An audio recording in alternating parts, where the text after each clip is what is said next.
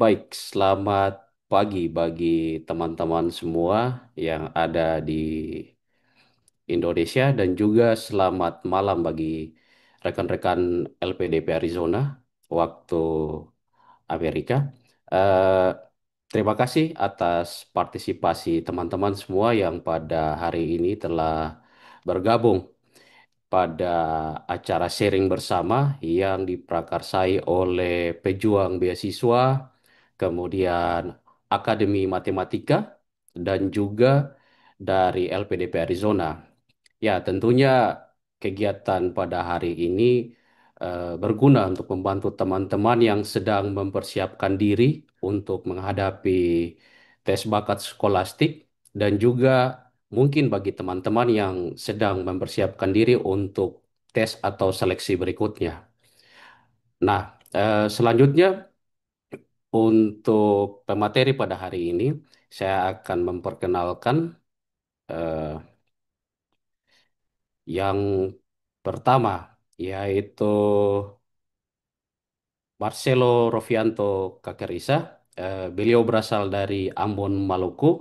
Saat ini sedang melanjutkan studi language teaching di Arizona State University. Dan nanti setelah Saudara Marcelo, kemudian nanti ada pemateri berikut yang membahas tentang exam browser. Cuma nanti setelah materinya selesai baru kita akan lanjut ke sesi berikut.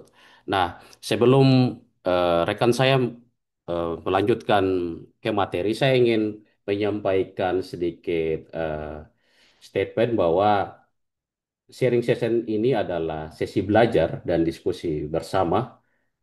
Jadi, bila mana ada kekeliruan dalam penyampaian informasi atau statement, agar dapat disikapi dan disampaikan dengan menjaga tata krama dan juga etika yang baik.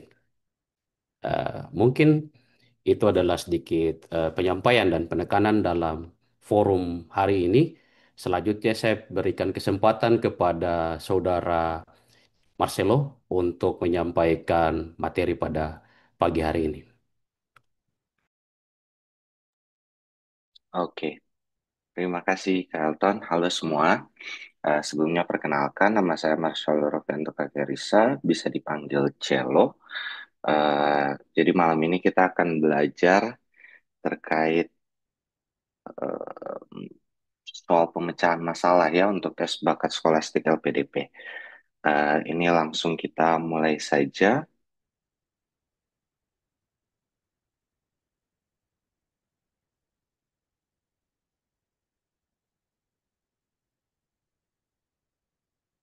Tunggu sebentar.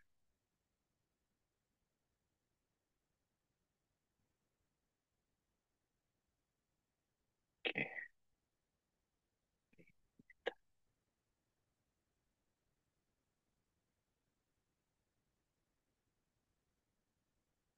oke,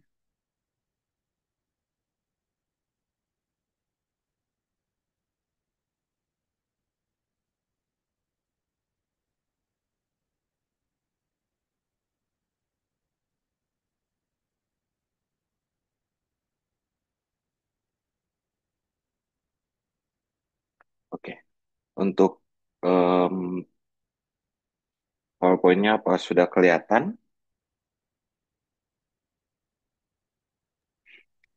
Oke, kalau sudah kita langsung saja.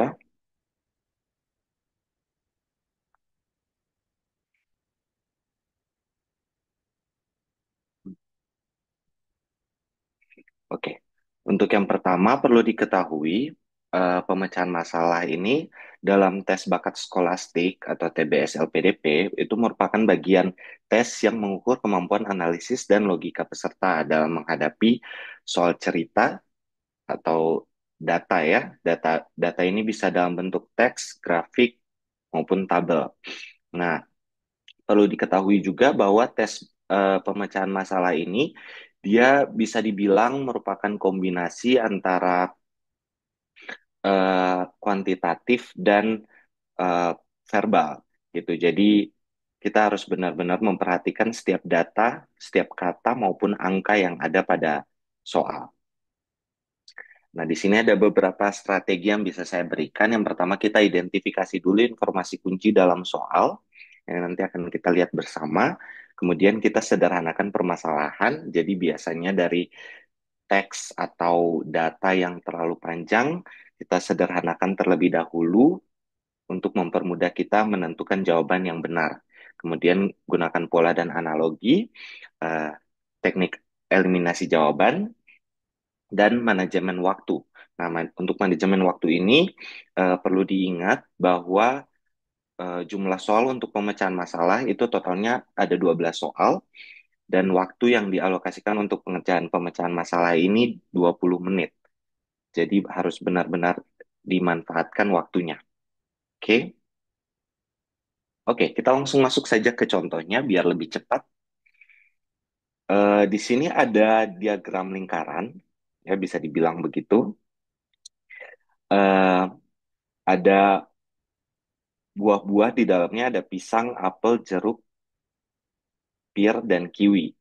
Nah, untuk pertanyaannya di sini, perbandingan jumlah buah yang ada pada suatu toko seperti pada gambar di samping. Jika jumlah buah total yang ada adalah 1000 buah, dan jumlah buah pir ditambah apel adalah 1,5 kali jumlah jeruk, maka jumlah buah jeruk yang tersedia adalah, ini hitungan ya teman-teman. Jadi kita harus perhatikan. Wait, saya cek dulu ini bisa annotate atau enggak ya. Langsung ke pertanyaan yang tadi. Maaf, ini saya tulis ulang dulu. Ini 500, ini 250. Nah, em, kita tulis apel ditambah pir sama dengan 1,5 atau 3 per 2 jeruk. Apel tambah pir ditambah jeruk sama dengan 250 buah. Teman-teman, maaf, ini tulisan saya bisa kelihatan jelas kah? Kelihatan. Bisa. Bisa. Oke. Oke. Kelihatan. Nah, untuk bagian yang apel tambah pir ini, kita ganti dengan yang ini. Karena di sini kan apel tambah pir sama dengan 3 per 2 jeruk. Jadi kita dapatnya 3 per 2 jeruk ditambah 1 jeruk. Ini kita tulis saja 2 per 2, karena sama saya dengan 1 untuk mempermudah penghitungan. Sama dengan 250 buah. Oke, 5 per 2 jeruk sama dengan 250. Nah, untuk mendapatkan jeruk, ini yang 2 kita kalikan dengan 250, yang 5 kita taruh sebagai penyebut di sini. Jadi 250 dikali 2 per 5. Hasilnya sama dengan 500 dibagi 5 sama dengan 100. Jadi untuk jawaban bagian ini yang C ya, untuk jumlah buah jeruknya ada 100 buah. Ini kalau tidak salah tadi udah sempat saya lihat juga di komen, kayaknya udah ada yang sempat jawab. Terima kasih. Oke, kita lanjut. Untuk soal yang kedua, ini ada diagram batang di sini. Fakta penyebab siswa putus sekolah di SMA 5. Nah, ini kita lihat simpulan yang sesuai dengan isi grafik tersebut adalah, perhatikan baik-baik, untuk option A, selama 4 tahun, siswa SMA 5 selalu ada yang putus sekolah. Nah, menurut teman-teman, apakah option A benar?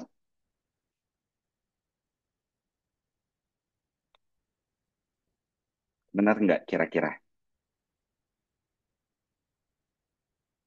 Ya, untuk option A benar ya. Kita coba cek lagi untuk option yang lain. B, faktor ekonomi penyebab utama siswa putus sekolah. Nah, kalau yang ini kira-kira benar nggak? Benar. Ada yang Benar. jawab benar. Oke. Benar. Ada yang jawab benar ya. Saya tandain benar. Nah, yang C, siswa SMA paling banyak terlibat tindakan kriminal sehingga putus sekolah. Benar nggak kira-kira? Salah. Salah. Salah. Oke. Yang D, selama 4 tahun, SMA 5 paling banyak menjadi korban narkoba. Benar atau salah? Salah. Salah. Salah. Nah, oke. Yang terakhir, narkoba menjadi faktor yang paling berpengaruh. Benar atau salah? Salah. Salah. Salah. Salah. Salah. Nah, ini dari jawaban pilihan teman-teman ada dua option ya, A dan B. Kita perhatikan baik-baik. Untuk option yang A, selama 4 tahun siswa SMA 5 selalu ada yang putus sekolah. Ini jawaban yang benar, teman-teman. Nah, untuk jawaban yang B ini sebenarnya salah. Kenapa demikian? Kita perhatikan. Faktor ekonomi penyebab utama siswa putus sekolah. Kalau kita lihat di grafiknya, memang yang paling tinggi adalah faktor ekonomi. Tapi diperhatikan baik-baik untuk kalimat pada optionnya. Faktor ekonomi penyebab utama siswa putus sekolah, berarti secara umum. Sedangkan grafik ini hanya mencakup penyebab siswa putus sekolah di SMA 5. Jadi untuk jawaban yang B ini salah gitu. Dia tidak bisa langsung disimpulkan seperti itu berdasarkan satu sekolah saja, ya kan? Bisa dipahami, teman-teman? Bisa, Kak. Oke, Bisa. Bisa, kita Bang. lanjut ya. Untuk contoh yang ketiga, teman-teman bisa lihat di sini ada tabel lulusan prodi dan nama perusahaan serta jumlah pelamarnya. Soalnya, tabel di atas menunjukkan jumlah pelamar kerja di dua perusahaan setelah Disnaker Kota Jipiri mengadakan job fair tahun ini. Pernyataan yang sesuai dengan diagram di atas adalah, kita ulangi kayak tadi, untuk option A, lulusan ilmu hukum tidak suka melamar kerja di perusahaan. Kira-kira ini benar atau salah? Salah. Salah. Karena nyatanya ada aja ya yang lamar. Salah. Yang B, jumlah pelamar dari lulusan ilmu hukum dan ilmu komunikasi di kedua perusahaan sama persis. Coba dicek tabelnya, benar atau salah? Salah. Salah. Salah ya, jelas beda jauh. Yang C, PT Itsuki adalah yang paling diminati oleh lulusan teknik industri. Benar Salah. atau Salah. salah? Salah ya, karena di sini teknik industri lebih banyak melamar pada perusahaan yang kedua. Yang D, secara umum jumlah pelamar PT Mirigrip sebanyak 3 kali pelamar PT Itsuki. Benar. Diperhatikan Benar. baik-baik. Benar ya. Kenapa demikian? Karena di sini dibilang secara umum berarti kurang lebih dia 3 kali lipat dari pelamar PT Itsuki. Ini kalau kita hitung totalnya, ya, ini totalnya 3 kali dari pelamar PT Itsuki. Bisa dipahami?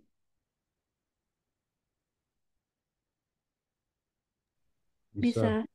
Pak. Oke, kita Bisa, lanjut Kak. dulu. Untuk yang berikutnya, ada tabel lagi. Pertanyaannya, pernyataan yang benar berdasarkan tabel persentase respon positif terhadap kata yang digunakan untuk menumbuhkan nasionalisme di bawah ini adalah A. Dirgahayu merupakan kata paling lumrah untuk menumbuhkan nasionalisme. B. A- Rasa nasionalisme penduduk di Indonesia masih belum merata di berbagai wilayah. C. Merdeka merupakan kalimat multitafsir yang bisa bermakna positif maupun negatif terhadap nasionalisme. Dan D. Indonesia adalah negara sah yang memperoleh kemerdekaannya pada 17 Agustus. Nah, ini yang pertama kita bisa lihat dulu dari yang D ini salah ya. Kenapa salah? Karena tidak ditunjukkan pada data. Gitu. Jadi yang seperti itu sudah pasti salah, walaupun faktanya benar. Gitu. Harus diperhatikan dengan baik. Yang A, dirgahayu merupakan kata paling lumrah untuk menumbuhkan nasionalisme. Menurut teman-teman benar atau salah? Salah. Oke, ada yang jawab salah. Yang B, rasa nasionalisme penduduk di Indonesia masih belum merata di berbagai wilayah. Benar. Menjawab Benar. benar. Saya tandain di sini benar. Nah, C, merdeka merupakan kalimat multitafsir yang bisa bermakna positif maupun negatif terhadap nasionalisme. Benar atau salah? Salah. Salah. Ya, salah. Oke. Jadi dengan demikian bisa disimpulkan bahwa rasa rasa nasionalisme penduduk di Indonesia masih belum merata di berbagai wilayah. Yakin? Mungkin. Kalau kita lihat, kita tidak bisa melihat rasa nasionalisme eh, penduduk Indonesia dari data tersebut, gitu. Karena ini cuman voting soal kata yang bisa digunakan, gitu kan, untuk menumbuhkan rasa nasionalisme. Jadi sebenarnya jawaban yang paling tepat adalah yang C. Kenapa demikian? Di sini kita lihat kata merdeka. Untuk jumlah datanya di Jawa 92, tapi di Maluku dan Papua 30 dan 25. Berarti di sini kan bisa disimpulkan bahwa ada multitafsir di tiap-tiap daerah. Ada yang merasa bahwa, oh merdeka ini artinya positif, tapi di sisi lain mereka merasa merdeka ini bermakna negatif, gitu. Makanya votingnya rendah di dua daerah lainnya, gitu. Jadi jawaban yang seharusnya adalah yang C ya teman-teman. Bisa dimengerti? Baik, terima kasih Kak. Bisa, Pemahamannya Bang. bisa dimengerti. Bisa ya? Oke. Ini ini soal yang terakhir ya. Kita bisa lihat di sini ada dua grafik. Jadi ada diagram batang untuk evaluasi performa dan diagram lingkaran untuk penilaian guru favorit. Ini keterangan warnanya ada di sini ya. Ini sama aja yang atas sama yang bawah. Nah, kita lihat soalnya. Tabel di samping menunjukkan hasil evaluasi internal dan pemilihan guru favorit. Hubungan antara performa dan penilaian guru favorit yang benar adalah, kita lihat option yang pertama. Yang A, kreativitas adalah faktor paling menentukan dalam penilaian guru favorit. Kira-kira benar atau salah? Mohon izin untuk pie chart-nya nggak kelihatan. Sorry? Untuk yang bagian pie chart agak kurang kelihatan Oh, ke depan. oke. Bisa, oke.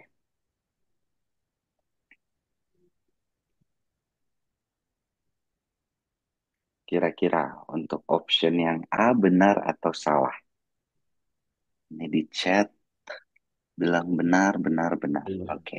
Salah. Saya tandai. Oh, ada yang bilang benar, ada yang bilang salah. Saya tandain benar dulu ya. Enggak tugas Nanti MP. kita cek lagi. Untuk option B-nya, jumlah tugas dan PR yang diberikan tidak berpengaruh apa-apa. Benar atau salah? Salah. Salah. Salah. Ada jawaban lain? Ya ada, berarti saya tandain salah. Kita lihat yang C. Pak Sobar, Pak Sobar ini yang warna kuning ya, adalah guru yang paling tidak disukai murid karena kurang kreatif. Benar atau salah? Salah. Salah. Ada jawaban yang lain?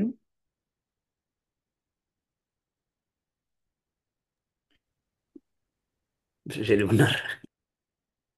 Oke, ada yang di chat bilang benar, saya tandain benar aja dulu.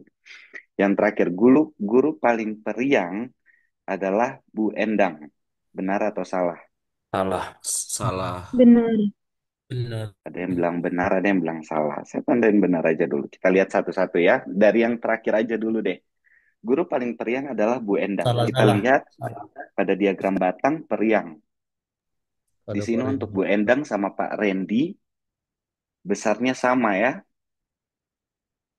Jadi otomatis option yang D salah karena bukan cuma Bu Endang, kecuali Bu Endang yang paling tinggi sendiri, maka option D bisa dibenarkan. Tapi karena ini ada Pak Randy juga jadi salah. Yang C coba. Pak Sobar adalah guru yang paling tidak disukai murid karena kurang kreatif. Ini tadi ada yang bilang benar. Coba kita cek. Pak Sobar ini yang warna kuning. Oke. Nah, di sini kalau kita lihat ini kan nggak ada ditulis nih berapa persennya. Tapi kalau kita lihat di sini emang warna kuning dia paling kecil sendiri. Oke. Tapi apakah alasannya karena kurang kreatif? Kalau kita lihat dari diagram batang di atasnya,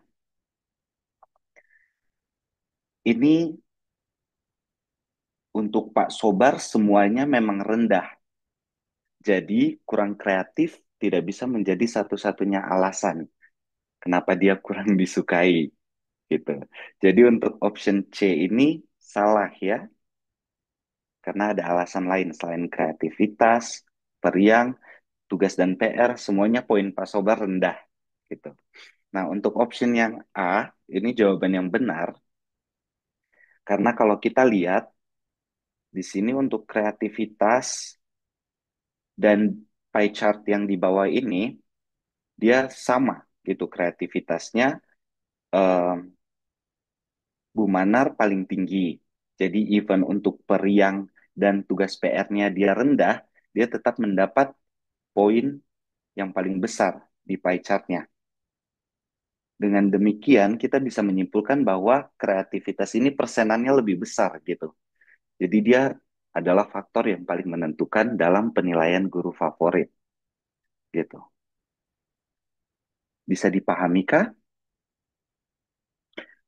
Ada yang ketik di chat. Tapi penilaian guru kan ada 3 indikator. Ya, benar. Ada 3 indikator.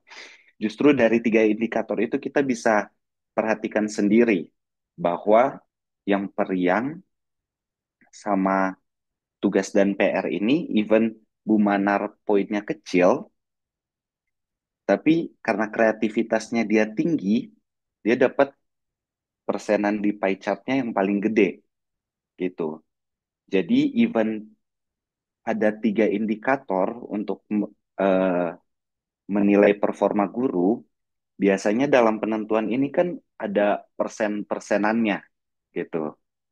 Kalau misalnya kayak kita nilai per semester ada 20% diambil dari nilai tugas, sekian persen dari nilai UTS dan UAS, itu juga bisa terjadi di sini gitu. Dengan adanya pernyataan faktor yang paling menentukan berarti kemungkinannya seperti itu yang paling mungkin gitu. Karena 3 option yang lainnya sudah salah. Oke, oke. Sejauh ini bisa paham atau ada pertanyaan lagi? Dipersilahkan karena kita sudah selesai untuk latihan soalnya.